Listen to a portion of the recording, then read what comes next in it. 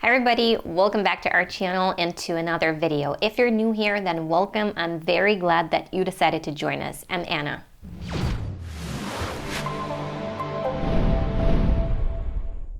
In this video, I'm going to be talking about the things, habits if you will, that get in the way of your studying by interfering with your learning process. These things slow down for sure, if not kill your progress at all. The reason I'm making this video is because I always get asked the same questions. Why don't I see any progress? And why am I progressing so slowly? And according to some answers that I get when I ask a follow-up question, and to some comments on my videos, I gathered a list of things that stand out and scream for change. And also, these are the things that people have pointed out themselves and asked me about. And you know, I'm not even gonna touch on social media because I think it's obvious that it's a major distraction nowadays. And the number one thing on this list will be your attitude. What is an attitude? It's a particular way of thinking or feeling about something, but oftentimes people say attitude meaning uncooperative behavior, and that's what I mean in this context. One of the things that I'm faced with is that I see that some people are very reluctant to learn. They always try to argue and say that they don't think that this is useful or that they didn't like that information was put and that's why they didn't get it. It's like they search all these things to complain about, all these excuses not to learn. And I'm not saying this to shame those people. I'm saying this so that you are aware that your attitude, your mood affects your learning completely. You have to work yourself up to a certain enthusiasm and tune in with your brain for positivity and readiness to learn. Because if you're, let's say, watching a video or come to class with a negative mindset and hostile mood, and the information that you get seems a little hard for you or is not exactly what you expected, you start getting angry. And instead of trying to learn something or at least trying to hear what that person is saying, all you can think about is expressing your grouchiness and discontent. And you're missing out on all the point and information that you could have gotten. All the greatest minds on this planet Earth have said and say that nobody knows everything. The more you learn, the more you realize that there's still so much you don't know, and that there's always something to learn from everyone, from their words, from their actions, from their behavior. You can learn by their example what to do or say to achieve certain things, or what not to do so you don't end up in some unpleasant situations. If this thought frequently pops up in your mind, I'm not gonna need this anyway, so I'm just gonna skip it. Stop right there and think again. When you're learning a language, every word adds to your vocabulary, and every piece of information is valuable.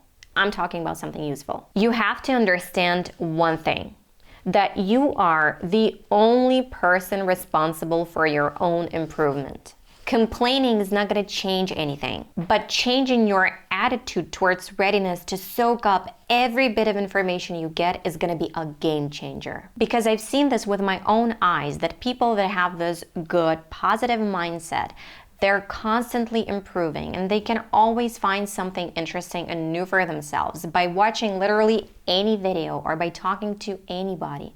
And learning is a process that they truly enjoy and benefit from greatly. I always find myself learning something new every single day by literally listening to someone speak on their stories on Instagram.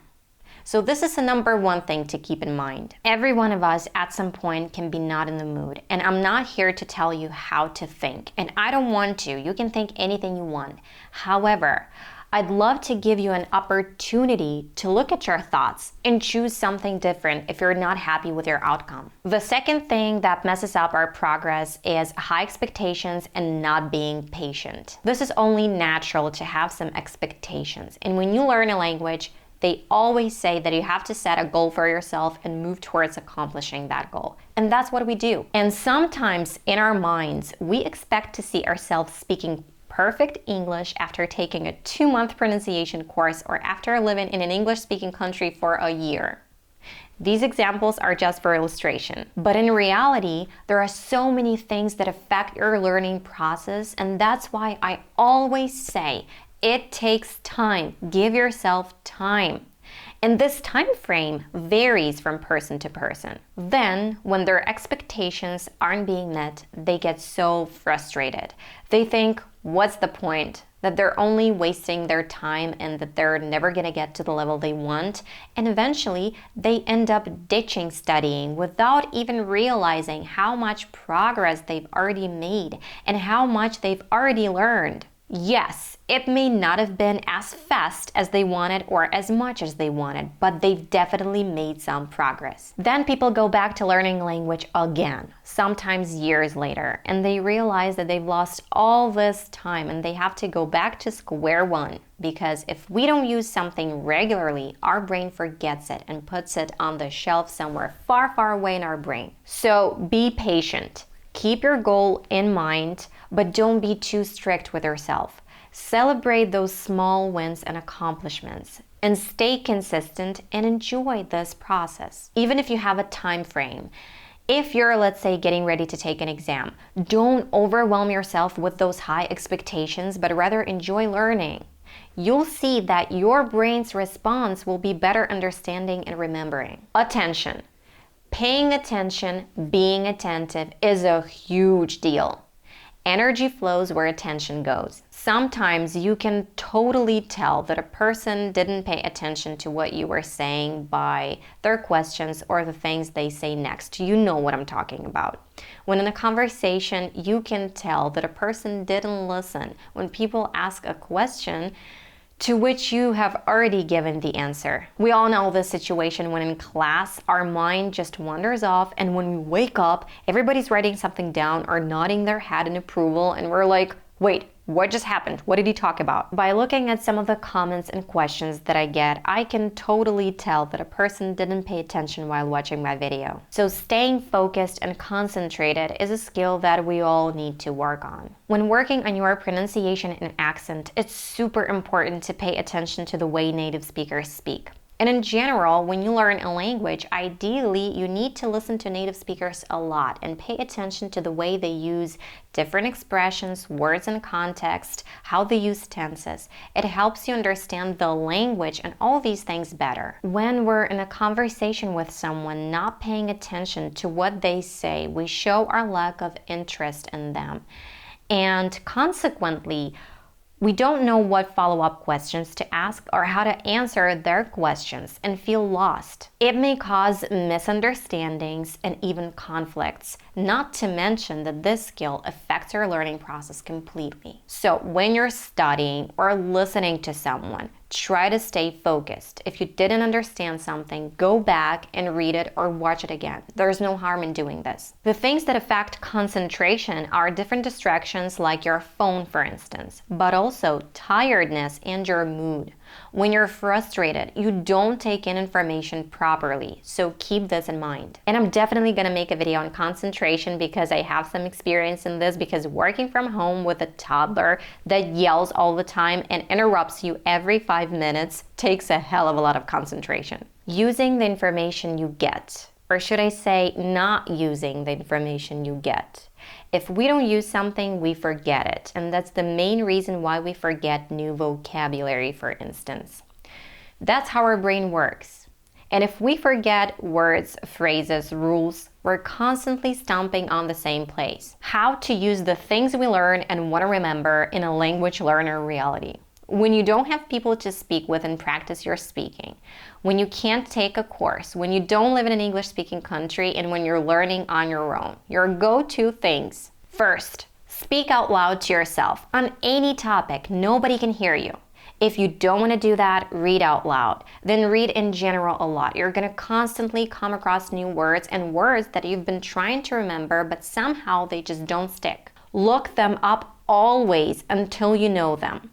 And writing, use new information, use new words or phrases, come up with random sentences or stories. One more thing, don't chase after numbers. Don't try to learn 20 words a day unless you actually can, because you'll find yourself in the situation when you're endlessly learning but don't remember almost anything. You'll feel very frustrated and want to give up. Learn 10 words in 2-3 days, but let them really stick with you by using them. And I have a video on the best in my opinion, and very easy practice routine for people who learn English, the things that you can do every single day. The link will be in the description and it's also clickable on your screen right now. Not doing research. I'll give you just one little example to give you an idea of what I'm talking about. One little example that I encounter on a regular basis. I always try to make people do their own research. Please don't hate me for this, but whenever someone asks me, for instance, tell me what this expression means, I always say, well, if you Google it, what do you find? And I always get the same answer, that first line in the search, that first website says this, but it's not what I'm looking for, or it's not all. But what about those other websites? What do they say? Dig deeper. I know that it's easier to just ask someone and get a direct answer to your specific question. And it's not that you can't or shouldn't ask. Of course you can. Of course you should. This is how we learn, by asking questions. And of course, I answer the questions that I understand need some deeper explanation, or maybe a person wants someone else's perspective. And if you're in class, without a doubt, you should ask questions. But you shouldn't just rely on someone's answer and wait and waste your time. The problem is that you don't always get the answer. It's not always possible, especially on the internet, and especially if this is something that you actually can find. I don't want to be repetitive, but to learn to self-educate is the greatest gift you can give to yourself.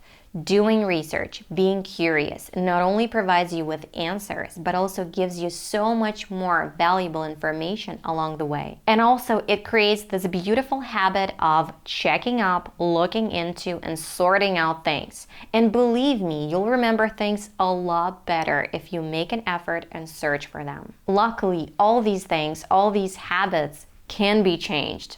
You just have to make a choice and choose to want to change them. It takes a little bit of work on yourself, a little bit of willpower, but the results will not keep you waiting and will not disappoint you. All that was said not to criticize anyone's ways or thinking patterns. It was said to bring awareness and to help you figure out why it might be difficult for you to reach a certain level and to deal with it. You absolutely can break through these things and make a huge leap in your progress. Well, that's it for this video. I hope you enjoyed it and found it useful. If that's the case, give us a thumbs up, click the subscribe button if you aren't subscribed yet, and click that notification bell to be notified when we upload new videos. And I'll see you in the next one. Bye.